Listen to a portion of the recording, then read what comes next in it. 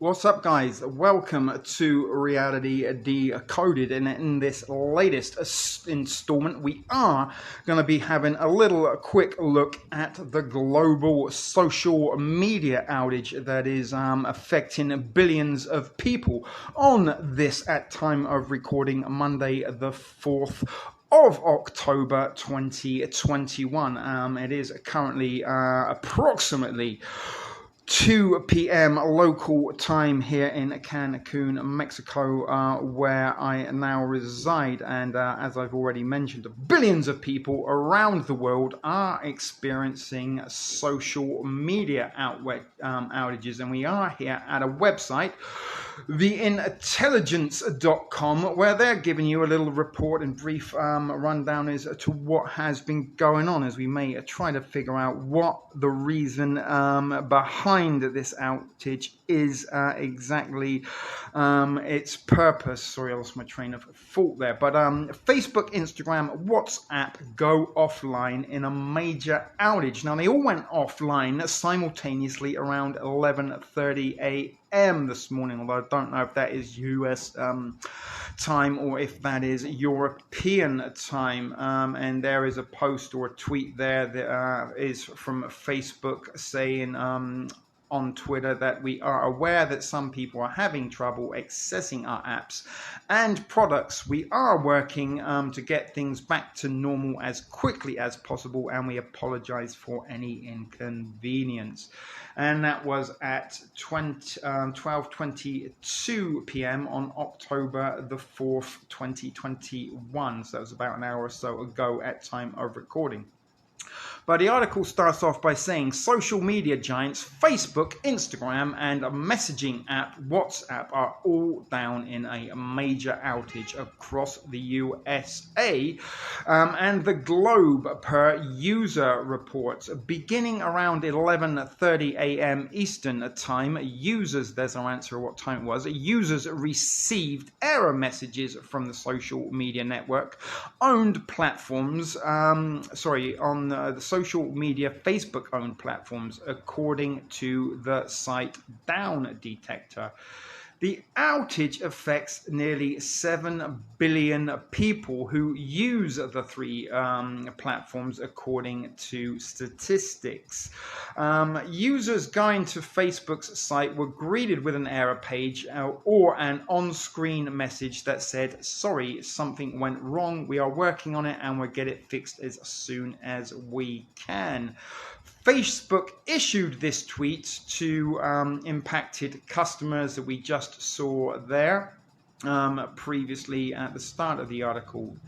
Restoration times are to be determined, but Facebook's outage comes in the wake of a whistleblower's revelations that made headlines on Sunday night, October the 3rd. And the whistleblower made allegations against the world's largest social media network for prioritizing profits over users' safety. And that is not the end of the article. Adding to the social media's miserable day, Facebook shares have dropped as much as 6% to an intraday low of 323. 323 there, interesting number, which would be their worst single day decline since the 6.3, another 6 and a 3 for you guys, full logged on October the 30th of 2020. Again, 2 2s, 3s, all the numbers there for you if you are a numerologist.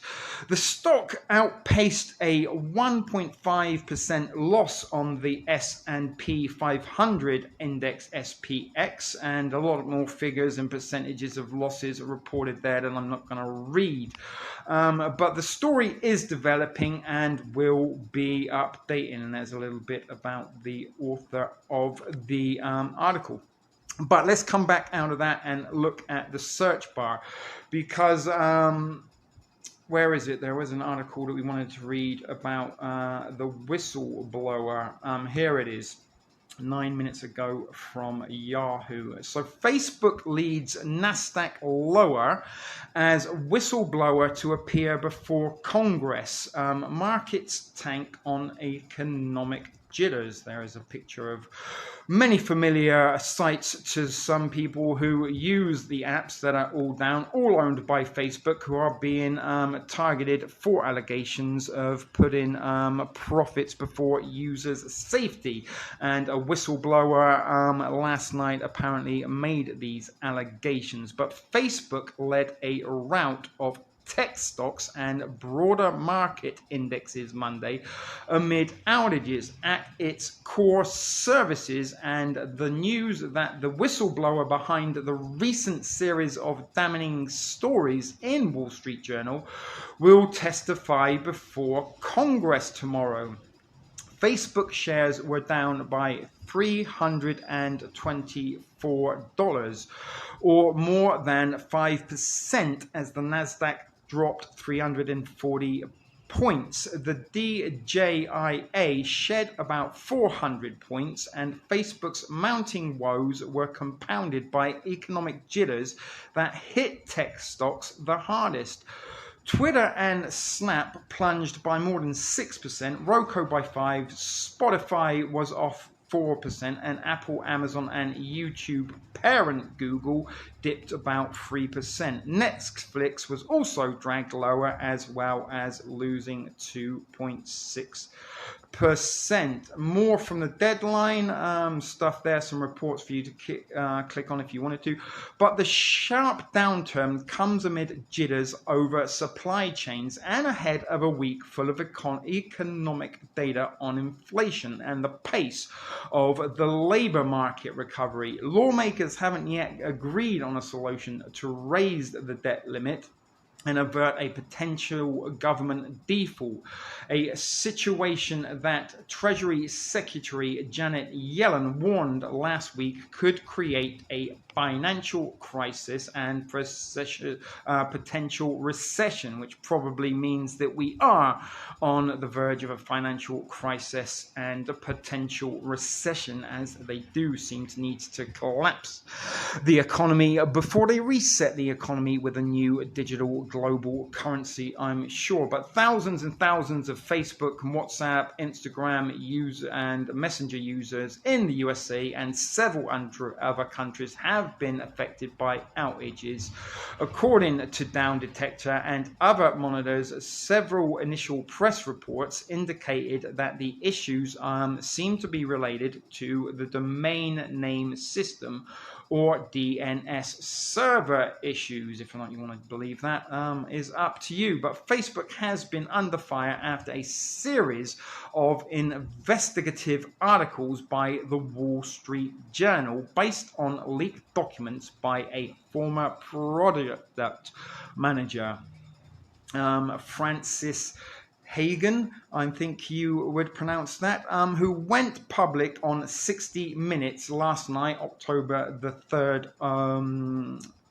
What did I just say? October the 3rd, 2021. And the data she provided showed Facebook had internal data showing its products were damaging to users in various ways, but kept quiet. And she is scheduled to testify on Capitol Hill on Tuesday, which I believe will be the 5th of October, amid a drumbeat of criticism among lawmakers of big tech. Among the media, the best performers were exhibition related after a huge weekend opening of Venom, Let There Be Carnage movie in the theaters. Cinemark, Marcus, National Cinema Media, and IMAX were all popping. The largest exhibitor, AMC Entertainment, which has had a massive run-up to this year thanks to retail investors, was also down by 3% today. And is there any more of this article? No, there isn't. So very, very interesting that a whistleblower blows a whistle. And again, guys, just remember that no one necessarily blows whistles that aren't meant to be heard. But in the aftermath of this 60 minutes episode last night, where a whistleblower is set to testify against Facebook, Facebook and all its sister companies have simultaneously gone down. So as we click on that, we're not going to read any more of these articles because they are all very much similar, except for this one at the very top that says Zuckerberg loses 7 billion in hours as Facebook plunges, which is pretty much the same article as we just said. There is a picture of Marky Boy there looking very sad and disgruntled. Maybe he is experiencing a little bit of erectile dysfunction in the taking of this picture, and that is why he's looking so unfortunately sad there. But Bloomberg, Mark Zuckerberg's personal wealth has fallen by nearly $7 billion in just a few hours, knocking him down a notch on the list of the world's richest people after a whistleblower came forward and then outages took place on Facebook Inc.'s flagship products, and they have all been offline, and as to date and as to the time of recording are still down. But a sellout sent the social media giant stock plummeting around 5% on Monday, and adding to a drop of about 15% since mid-September. The stock slide on Monday sent Zuckerberg's worth down to $120.9 billion, dropping him unfortunately below Billy Boy Gates to number 5 on the Bloomberg Billionaires Index. He has lost about $19 billion worth of wealth since September the 13th, when he was worth nearly $140 billion, according to the index. But on September the 13th, the Wall Street Journal began publishing a series of stories based on a cache of internal documents revealing that Facebook knew about a wide range of problems with its products, such as Instagram's harm to teenage girls, mental health, and misinformation about the January 6th Capitol Hill staged event false flag riots while downplaying the issues in the public. The reports have drawn the attention of government officials, and on Monday, the whistleblower revealed herself. In response, Facebook has emphasized that the issues facing its products, including political polarization, are complex and not caused by technology alone. I think it gives people comfort to assume that there must be a technological or technical explanation for the issues of political polarization in the United States, which I believe is a quote from Nick Clegg, Facebook's Vice President of Global Affairs. And you can read more about that if you wish. So whistleblowers and outages seem to be conveniently coincidental. However, guys, bear with me 1 second as we do go over and change our browser search and look at cyber attacks. And is this a recent outage that is affecting social media giants Facebook and its sister companies a staged false flag cyber attack event, or have they just shut this down to avoid any bad publicity about this whistleblower circulating on their platforms? Stay tuned. So welcome back after that short and sweet interlude. So here we are once again at DDG, where I typed cyber attack threat in the search bar, and lo and behold, within the last 4 hours, in fact within the last 24 hours, there has been a variety of articles regarding cyber attacks, and in particularly a Cyber Security Awareness Month has begun in October. And lo and behold, on the 4th day of October, it seems that social media giants Facebook and their affiliate platforms have all been affected by either a coordinated cyber attack by cyber terrorists, or it may well be a staged event, false flag occurrence where they just literally turned down the power to the service and simulated what could well be a cyber attack. But it is very interesting that within certainly the last couple of days there have been a few reported articles, one of which came from Homeland Security 3 hours ago, which was just before, give or take a few minutes, a few minutes or hours before Facebook and its partners went down. Please excuse me, there is some construction work going on in the background which you may be able to hear. Anyway, this article from Homeland Security goes on to start by saying, Cybersecurity Awareness Month, join us to confront today's threat. And again, this come out around about, give or take a few minutes, the time of the Facebook outage. And the Matrix does seem to have been cued into triggering every single noisy piece of construction machinery into activation at the same time while I am trying to record this for your entertainment, education, and informative purposes. But as I said, this come out today, October the 21st, not the October the 21st, October the 4th on 2021, and there's a picture of a keyboard in chains. Some very interesting symbology going on there, I'm sure, if you wanted to decode that. But the article starts by saying, I am proud, not me, I'm not proud. The writer of the article is proud to welcome all of our esteemed members, readers rather, and supporters of Cyber Security Awareness Month.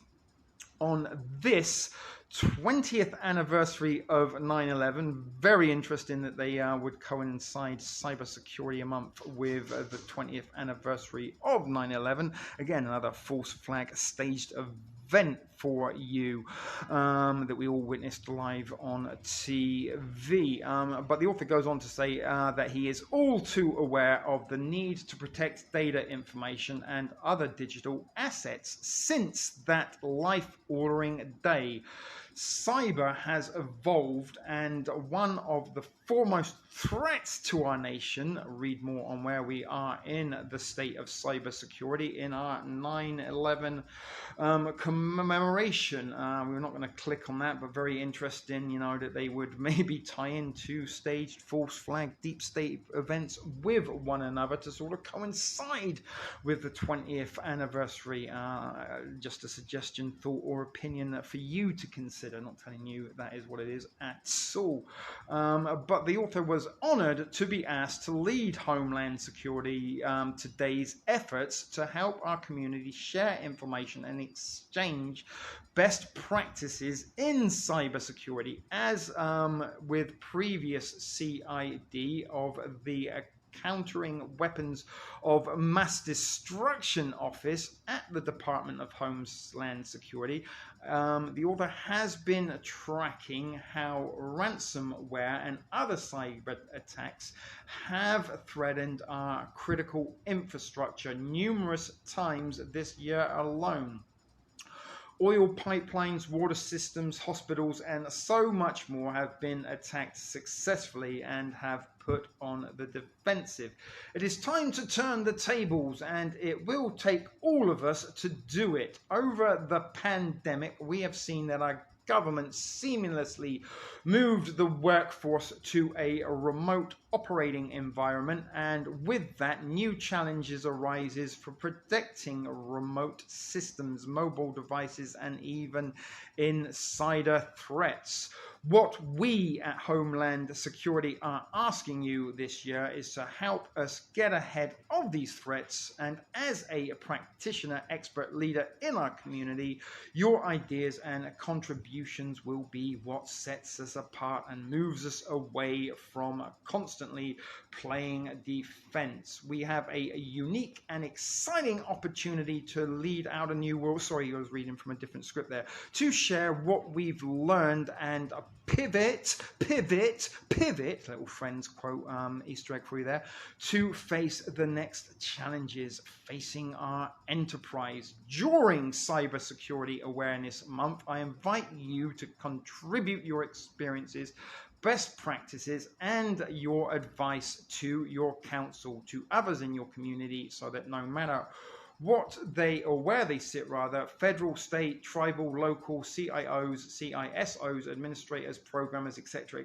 yada yada, whoop-de-woo, ray-tay-tay, can all avoid simple mistakes, or better yet, plug a vulnerability or recognize shop and thwart an attack. Now, if a tool today is a cyber attack, if it is just Facebook shutting down its systems to stop the spread of information about this upcoming case where a whistleblower is throwing some pretty hard accusations at that company, will remain to be seen. But it is very interesting, and we'll point out that sometimes during awarenesses or drill months, or sometimes drills tends to go live, as was the case on 9/11 and on 7/7 in London. And could this be another case of a drill going live, that maybe they were going to plan or carry out a drill in a cyber attack and see what record the data from that simulation rather, and see how or not it would affect the globe, and what sort of impact it would happen. And if or not this is a drill that has gone live will be up for debate, I guess. But it finishes off by thank you for considering this, and I hope to see your advice and expert. But as I said, it's very, very interesting that this article from Homeland Security during October, which is Cyber Security Awareness Month, that social media giant Facebook has gone. There's probably no bigger social media giant than Facebook. I guess they're sort of punching it out for the heavyweight championship of the world with Google. But that was one particular article on cyber attacks. Now, this one, unfortunately, when you click on it, it does force you to subscribe. But this was another one that I wanted to come out and read to you before we shut down this short and sweet installment on communications blackout. Are they blacking out our communications? Are they preventing people communicating about this upcoming court case? Or is this a staged false flag drill gone live cyber attack during the month of Cyber Attack Awareness Month? I'm not telling you either or, I'm just providing you some thoughts and opinions and information so as you can make up your mind for yourself as to why social media giants are suffering such a huge outrage across the world on this Monday, October the 4th, 2021. Why today's cybersecurity threats are more dangerous starts out the article, and it goes on to say greater complexity and interdependence among systems give attackers more opportunity for widespread global damage. Say government and industry experts, people that you can trust without a shadow of a doubt, government and industry experts.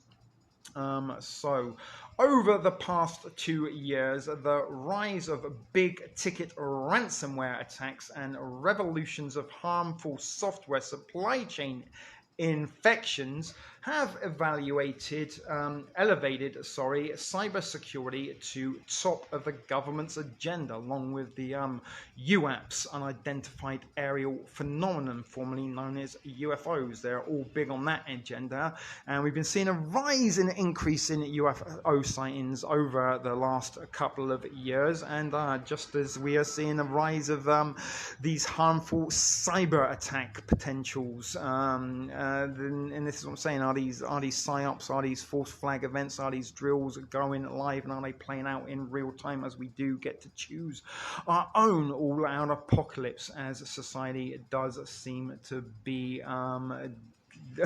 dissolved and crippled and collapsed in order to usher in order from the chaos.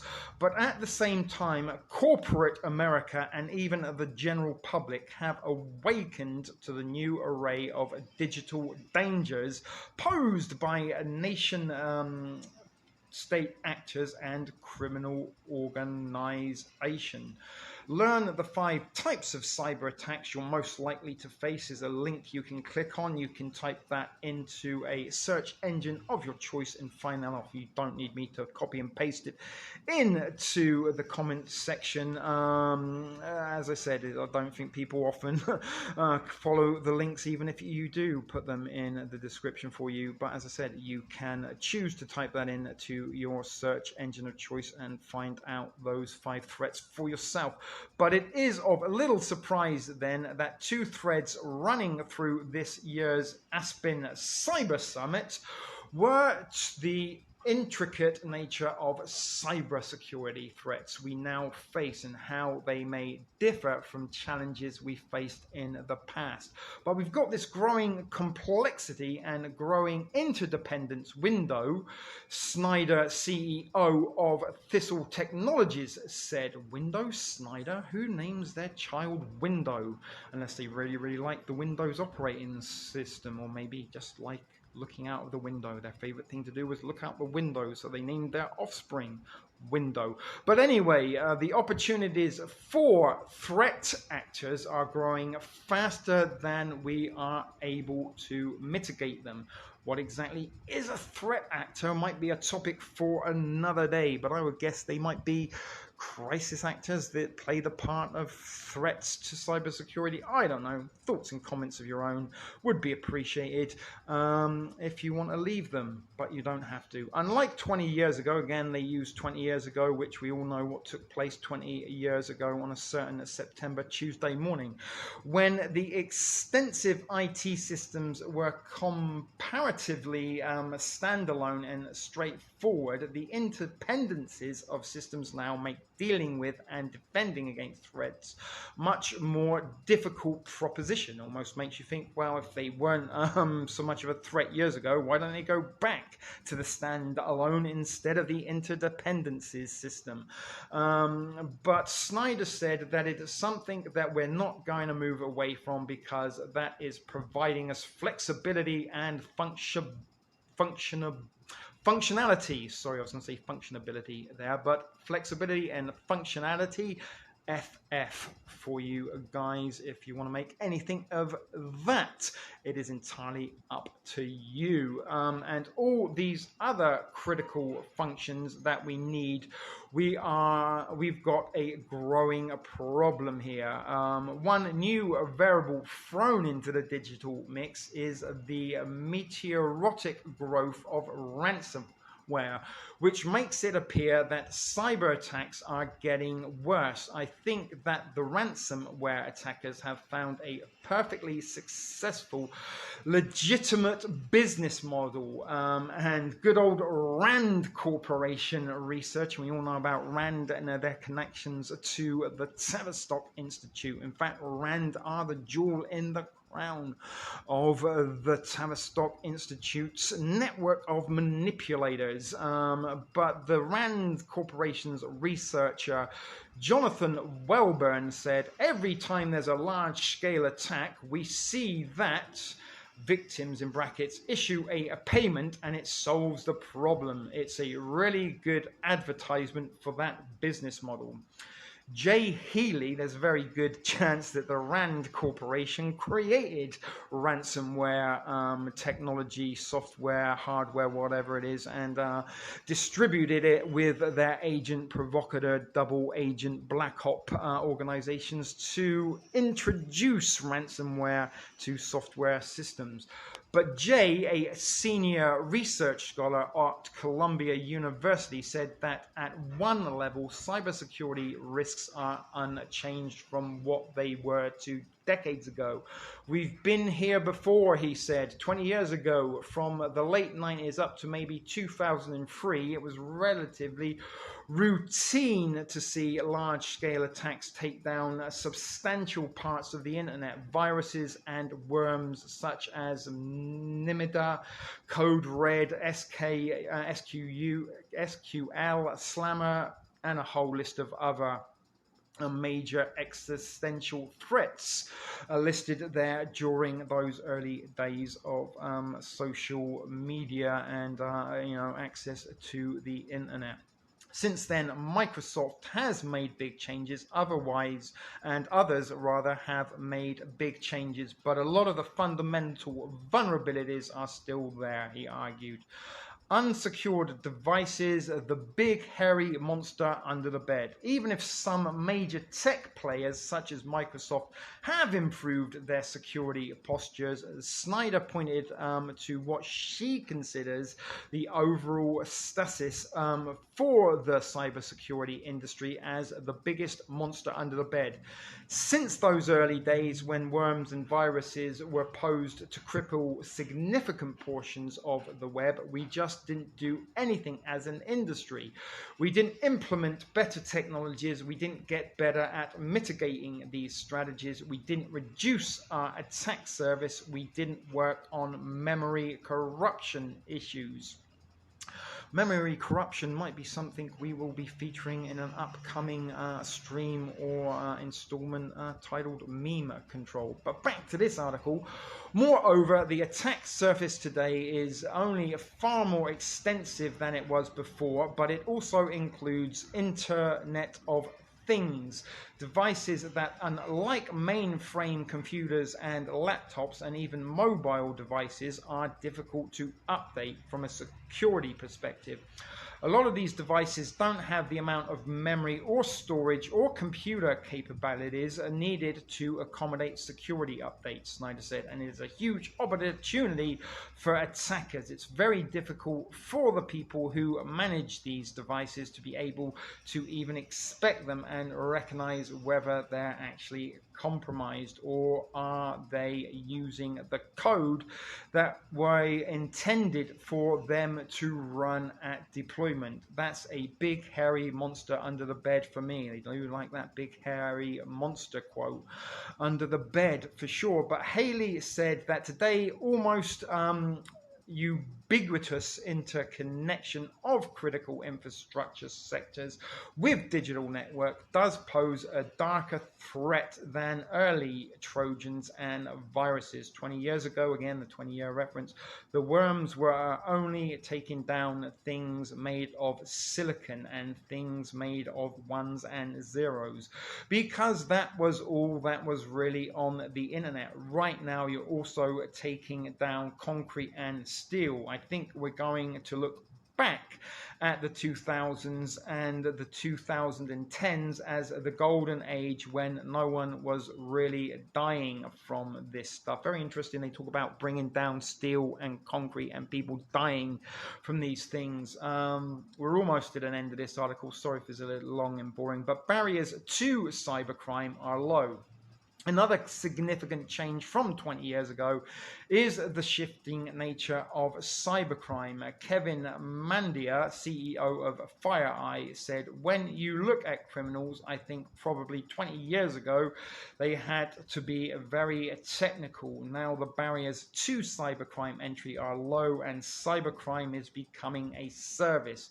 Moreover, unlike in the past, more nation states are entering in the cybercrime arena, and that to me is concerning in itself. Today's most lucrative cybercrime activity is ransomware, which fosters more dangerous threats and the need for more innovative collective defensive. We are seeing increasingly fuzzy relationships between nation-state actors and criminals. Miek Yoang, Deputy Assistant of the Secretary of Defense for Cyber Policy at the Department of Defense, said, "We are particularly worried about those nation states that create a safe haven and comfortable environment for criminal actors to operate in. That is something that we have to start addressing directly with those nations." Are they getting ready and planting the seeds for a global cyber war against some of these nations that are housing and harboring these cyber criminals? Or is the United States itself harboring some of these cyber criminals? And are these cyber criminals maybe some of the governmental alphabet agencies carrying out black ops with black budgets?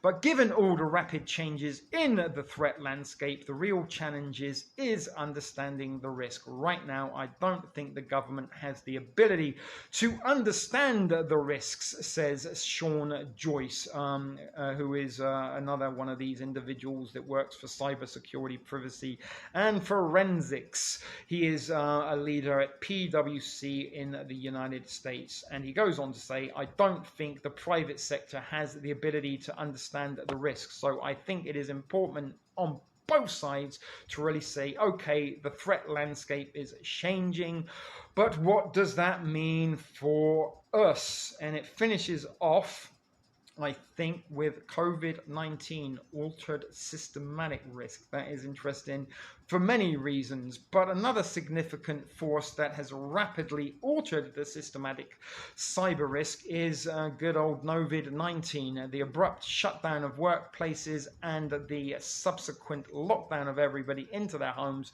forced almost instantaneous and fundamental changes in how vast swaths of society manage cybersecurity risks. We literally had to reconfigure the network on the fly and add capacity on the fly. Newport Davis, another one of these alphabeted individuals of Comcast, said, "The 19-Novid crisis also suddenly attracted the attention of cyber criminals to new sectors. We'd never been the target, the true target," said Marlene Allison, who is the vice president and even more alphabet numbers of Johnson & Johnson Instantly. "And nobody ever cared about us until the creation of vaccines, and it changed the threat profile of healthcare in a second, overnight." See what they're doing here, guys? Planting the seeds where all of us can be victims of cybersecurity. And how literally easy would it be to stage cybersecurity attack by literally just shutting down the servers to these platforms? But even the highly protected financial industry had to scramble to change its digital risk profile quickly. And again, another individual with Alphabet, MasterCard, said, "We saw a massive rise in contactless payments with that second quarter of 2020. As a result, we developed more contactless solutions to customers than we did in the previous quarter of 2020. And it was 5 times more." But there was, as I said, an interesting little article on the cybersecurity threats. And is today's outage that is affecting Facebook and its sister companies the result of a staged false flag event cyber attack? I don't know. I'm just offering that as a thought and opinion for you to consider. Or is today's outage the reason behind it to prevent any information on those platforms that may be derogatory to that platform being spread, shared, and agreed with? And that, guys, does conclude this installment communications blackout. Hopefully you found it entertaining, educational, and informative, and I would encourage you to leave any thoughts and opinions and comments you have of your own in the comment section. Till next time, guys, take care, stay safe, keep it thrifty, and remember to be excellent to each other.